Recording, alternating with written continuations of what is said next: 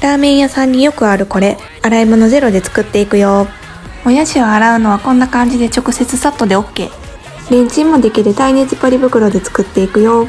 耐熱皿の上にアイラップを広げてもやしを入れる。蒸気で膨らむので密封はせずにくるくる巻いてね。電子レンジで2分チン。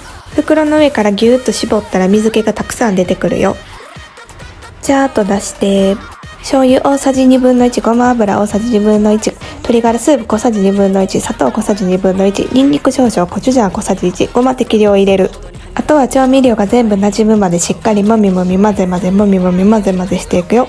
なんということでしょう。鍋もざるもボウルも使わずにラーメン屋さんのこれできたよ。